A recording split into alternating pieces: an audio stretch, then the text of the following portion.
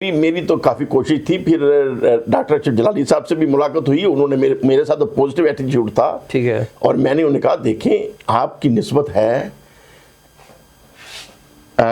محدث اعظم رحمۃ اللہ علیہ کے ساتھ, حافظ الحدیث رحمۃ اللہ علیہ کے ساتھ. تو عرفان شاہ صاحب زیادہ انگلینڈ ہوتے ہیں, تو ان دنوں آئے ہوئے تھے. تو میں نے کہا وہ تشریف لائے ہوئے ہیں بکی شریف کے سجادہ نشین اور عالم دین ہیں بہت بڑے. تو میری سوچ ہے کہ آپ ان کے ساتھ ایک نشست کریں اسی موضوع پہ ٹھیک ہے, خاموشی سے, یا عرفان شاہ صاحب کو آپ متفق کر لیں یا شاہ صاحب آپ کو متفق کر لیں تاکہ عوام کے لیے کنفیوژن ختم ہو.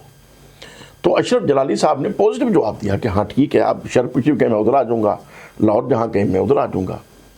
تو پھر ڈاکٹر اشرف آصف جلالی صاحب کے ساتھ یہ انڈرسٹینڈنگ کرنے کے بعد, کیونکہ میری پرسنل گفتگو تو ایز اے طالب علم نا گفتگو تھی نا, ٹھیک ہے, تو میں تو ہے ڈاکٹر صاحب سے متفق نہیں ہو پا رہا تھا باوجود اس کے کہ میرا تو کوئی علمی مقام نہیں ہے.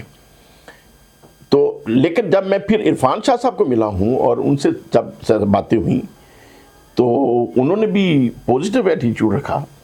لیکن ایک چیز بیچ میں رکاوٹ بنی کہ ایک تو وہ کہتے تھے کہ ڈاکٹر صاحب کہ یہ تمام گفتگو ریکارڈ ہوگی کیمرے میں. ہاں, جب میں جاؤں گا عرفان شاہ صاحب کے پاس تو ہم جو گفتگو کریں گے وہ ریکارڈ ہو تاکہ محفوظ رہے کہ ہم نے کیا باتیں ریکارڈ رہے. تو عرفان شاہ صاحب کہتے تھے نہیں ریکارڈ نہ کرے, وہ بس ہمارے مدرسے کا طالب علم تھا اور آ جائے میرے پاس میں سمجھا دوں گا. تو یہ کیا تو میں نے بھی عرفان شاہ صاحب کو عرض کیا کہ ریکارڈ کرنے دیں, اس میں کیا ہے.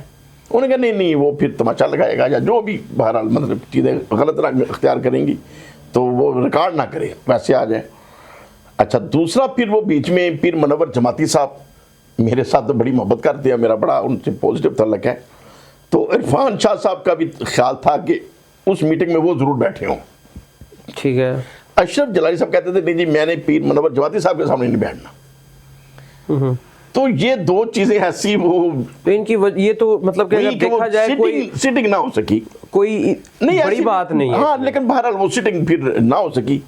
لیکن پھر عرفان شاہ صاحب سے جو غلطی اور زیادتی ہوئی کہ انہوں نے آن ایئر اپنا موقف جو تھا جو بھی سمجھا وہ اوپن دینا شروع کر دیا. تو جب اوپن موقف دینا شروع کر دیا تو پھر تو وہ دوسرے گروپ میں ایک کہہ لیں فریق بن گئے نا.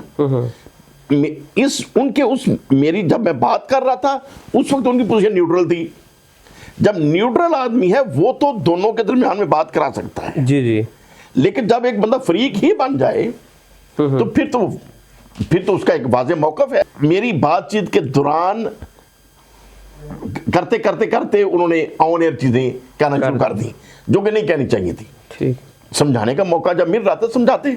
ہو سکتا ہے ڈاکٹر اشرف جلالی صاحب سمجھ جاتے, چونکہ میرے جیسا بندہ تو نہیں سمجھا سکتا تھا. باقی کئی بڑے بڑے علماء بھی ان کی خدمت میں گئے لیکن وہ ان کا اتفاق رہنا ہو سکا.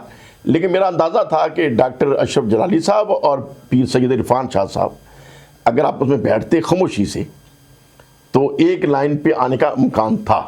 لیکن بہرحال وہ ضائع ہو تو گیا. یہ دونوں باتیں کوئی اتنی بڑی باتیں نہیں تھی کہ اگر وہ ریکارڈنگ کا کہہ رہے تھے یا وہ ان کو بٹھانے کا کہہ رہے تو کہیں پہ کمپرومائز کر لینا نہیں تھا چاہیے تاکہ ایک مسئلہ جو ایک ہو جانا چاہیے تھا. بس پھر وہ یہی تو میں کہہ رہا ہوں عرفان شاہ صاحب بھی بادشاہ بندے, وہ اپنی بات پہ اڑ گئے.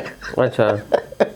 تو ڈاکٹر جلالی صاحب کہنے لگے کہ اشرف جلالی صاحب کہ دیکھیں پھر ایسے تو فائدہ نہیں ہے بیٹھنے کا. جب وہ نہ ریکارڈ کرنے دیتے ہیں پھر منور جماعتی صاحب کے ساتھ بٹھاتے ہیں تو پھر تو میری انسلٹ کرنے والی بات ہے. مطلب کہ وہ پھر اس بات سے ہیزیٹیٹ کر گئے تو سٹنگ نہ ہو سکی. صحیح ہے. تو پھر فتوے ایک دوسرے کے اوپر چلتے رہے جو کہ نہیں ہونے چاہیے تھے. یہ حالات پیدا نہیں ہونے چاہیے تھے. اچھا یہ اس میں تو میں ڈاکٹر اشرف جلالی صاحب کے خلاف جو علماء بات کر رہے تھے میں ان کو سمجھتا ہوں کہ غلطی کی انہوں نے زیادتی کی.